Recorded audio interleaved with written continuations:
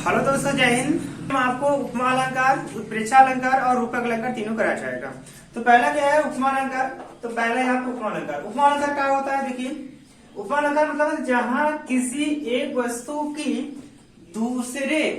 किसी दूसरे प्रसिद्ध वस्तु से गुण, धर्म, स्वरूप के कारण, देखिए बात बहुत मायने रखता है यहाँ पे, किसी दूसरी एक वस्तु की, जहां किसी एक वस्तु की किसी दूसरे प्रसिद्ध वस्तु से, देखिए किसी भी अरे गहरे से नहीं, किसी प्रसिद्ध वस्तु से किसी अरे गहरे से आप तुलना करेंगे तो गलत बात है। क्लियर हो गया। अब चलिए आगे देखते हैं। तो यहाँ बोला किसी प्रसिद्ध वस्तु के गुण धर्म से किसी भी अरे गहरे से तुलना करेंगे तो गलत हो जाएगा। तो किसी प्रसिद्ध वस्तु से गुण और स्वरूप के कारण समानता या तुलना की, देखिए समानता भी कर सकते हैं और तुलना भी कर सकते हैं, तो वहां पर उपमा अलंकार होता है। बात ऐसा क्लियर है। तो जहां किसी एक वस्तु की किसी दूसरे प्रसिद्ध वस्तु से गुण, धर्म, ठीक है, धर्म और स्वरूप के कारण समानता या तुलना की जाती है, वहां पे उपमा अलंकार होता है। तो आप ऐसे भी बोल सकते हैं जहां पे एक वस्तु की किसी दूसरे वस्तु से क्या किया जाए, तुलना की जाए, वहां पे क्या होगा, उपमा अलंकार। एग्जाम्पल में क्या क्या हो सकता है। एग्जाम्पल में राम का मुख चंद्रमा के समान, तो राम का मुख कैसा है, चंद्रमा के समान, तुलना किया जा रहा है। सेकेंड क्वेश्चन है, यही कहीं पर बिखर गई वह भव्य विजय माला सी। क्या मतलब है, यही कहीं आस पास बिखर गई क्या, वह भव्य विजय माला सी। थर्ड एग्जाम्पल आपका हो जाएगा, पीपर पात मन डोला। पीपर की पत्ती के लोग क्या करता है, मन डोलता है। और फोर्थ एग्जाम्पल आपका है, हरिपद कोमल कमल से। तो हरिपद जो है, हरिपद है, जो हरि का पद है वो कोमल की तरह क्या है, कोमल सा है, कोमल से है, ऐसे। ठीक है, ऐसे एग्जाम्पल हो जाएगा। तो उपमा अलंकार यहाँ तक आपको क्लियर हो जाएगा। तो यहाँ पे आपका उपमा अलंकार जहाँ किसी एक वस्तु की दूसरी वस्तु से क्या कर रहे हैं, गुण, धर्म आदि के हिसाब से तुलना करें या समानता करें, वहां पे उपमा अलंकार होता है। इसके बाद यहाँ पे एग्जाम्पल है। तो आपके एग्जाम में कोई भी एक एग्जाम्पल, यहाँ मैंने 1, 2, 3, 4 एग्जाम्पल दिया है। आप किसी एक एग्जाम्पल को आप लोग लिख सकते हैं या फिर 2 एग्जाम्पल, जो आपको अच्छा लगे, जितने याद हो आपको। एक याद हो 1 चलेगा, 2 याद होगा 2 चलेगा, आप जितना लिख सकते हो उस पर। जिससे किसी में हुआ 1 लिखा, किसी में हुआ 2 लिखा, किसी में हुआ 3 भी एग्जाम्पल लिख सकता है, उसके ऊपर बेटर करता है। जितना आप लिखेंगे उतना आपको नंबर दीजिएगा।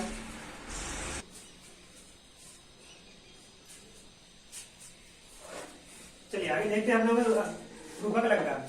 देखिए रूपक अलंकार क्या होता है, जहां पर उपमेय में उपमा का भेद रहित आरोप हो, वहां रूपक अलंकार होता है। मतलब है जहां पर उपमेय में उपमान का भेद रहित आरोप हो, वहां पे क्या होगा, रूपक अलंकार होगा। एग्जाम्पल में क्या होगा, मुख चंद्र तुम्हारा देख सके मन सागर लहरा लहराता। ये बहुत अच्छा एग्जाम्पल है।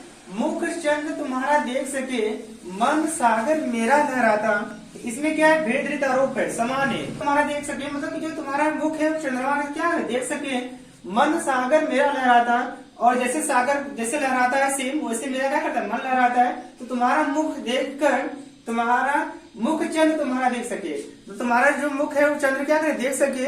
और क्या होता है, मन सागर मेरा लहराता, और जो मेरा मन है सागर के जैसा लहराता है। ठीक है, मतलब दोनों का समान है। एग्जाम्पल क्या कहता है, चरण कमल बंदो।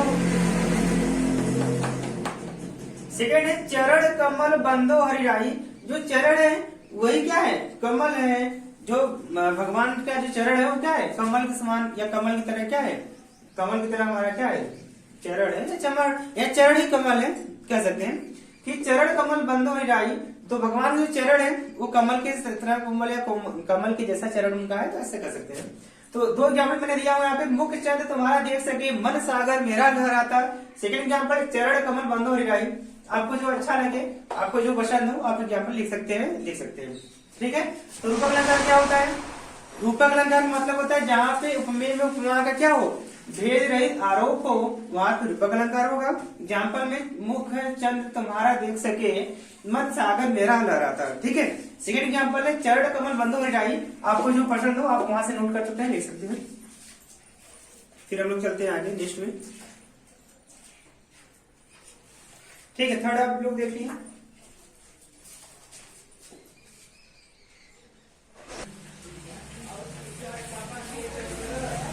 चलते हैं आगे आपके उत्प्रेक्षा अलंकार क्या होता है। देखिए उत्प्रेक्षा अलंकार यहाँ पे जो बताया गया है समझाया गया उसके बाद जान लेते हैं। तो यहाँ पे कहा है कि जहाँ उपमेय में उपमा का संभावना की जाए, बात समझिए ध्यान से, जहाँ पे उपमेय का उपमा में संभावना की जाए वहां पे उत्प्रेक्षा अलंकार होता है। देखिए आप तीनों रिवीजन करिए प्राक से। पहला आपका था रूपक अलंकार, प्लीज पहला आपका था उपमा अलंकार। उपमा अलंकार में क्या होता है कि तुलना की जाती है। रूपक में क्या होता है भेद आरोप होता है। उत्प्रेक्षा में क्या होता है संभावना की जाती है। ठीक है, तो एग्जाम्पल जैसे में सुहद ओढ़े पीटू पतु श्याम सलोनी गार मनो नील मणि शैल पर आपतु पर्यो प्रभात।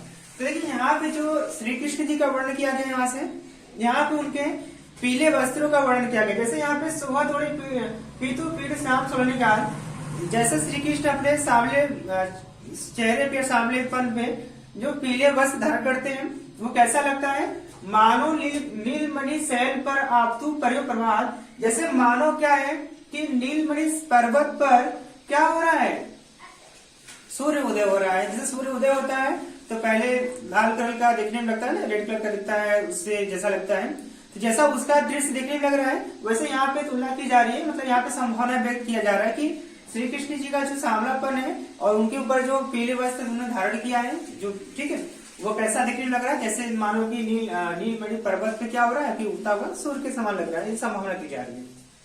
फिर सेकंड एग्जाम्पल है मोर मुकुट की चंद्र कुनु यो रजत नंद नंद नंद मनु शशि शेखर की अकरा किए शेखर सत चंद्र।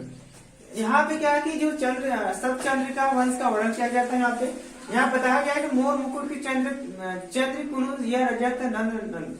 यहाँ पे वहाँ पे मुकुट का वर्णन किया गया इसमें है।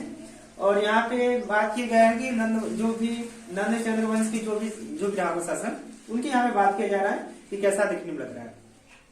तो आपका एग्जाम्पल जो इम्पोर्टेंट है ये एग्जाम्पल लिखिएगा, काफी अच्छा है। और यहाँ पे इसके स्पष्टीकरण भी लिख सकते हैं कि यहाँ पे श्री कृष्ण जी के बारे में बात किया गया है। और ठीक है, तो आप एग्जाम्पल इसको भी लिख सकते हैं या ये भी लिख सकते हैं कि मोर मुकुट की चंद्र कुनु यो रजत नंद नंद मनु शशि शेखर की अकरा कि ये शेखर सत चंद्र। आप इसको भी नोट करके ले सकते हैं, दोनों आपका इंपॉर्टेंट है। ठीक है, तो यहाँ पे आपका क्लियर हो गया। फिर मिलते हैं नेक्स्ट वीडियो में, तब तक के लिए धन्यवाद। Thank you.